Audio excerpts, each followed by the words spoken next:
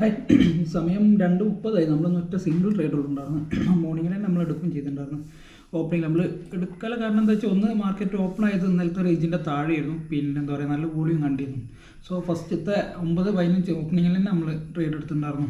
ഒരു 24,900 PE എടുത്തിട്ടുണ്ടായിരുന്നു. അത് 9:31 ഈ ക്യാൻഡിൽ ക്ലോസ് ചെയ്തതിന് ശേഷം ഞാൻ എക്സിറ്റ് അടിച്ചിട്ടുണ്ടോ.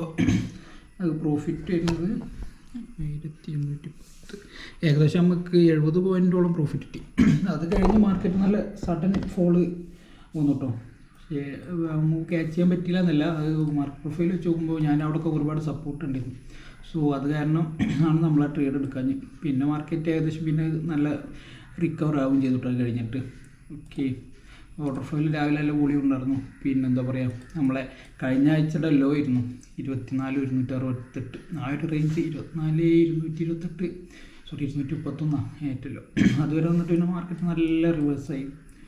ഓക്കെ, ഏകദേശം 500 പോയിൻറ്റിൻ്റെ അടുത്ത് എങ്ങാണ്ട് റിക്കവർ ആയല്ലോ അല്ലേ. 216 മുതൽ 800 വരെ പോയി. ഓക്കെ, പിന്നെ ഇന്ന് വേറെ ട്രേഡും കാര്യങ്ങളൊന്നും എടുത്തിട്ടില്ല, ഒക്കെ സിംഗിൾ ട്രേഡിങ്ങുണ്ടായിരുന്നു. അപ്പോൾ ഞാൻ എന്തായാലും മൺഡേ കാണാം. ഈ വീക്കിൽ നമ്മൾ ടോട്ടൽ ലോസ് നോക്കുമ്പോൾ ഏകദേശം നമുക്ക് ലോസ് വരുന്നുണ്ടാവും ഒരു 2000 കാരണം ഈ വീക്കിൽ നമുക്ക് ലോസ് വരുന്നുണ്ടാവും. ഓക്കെ.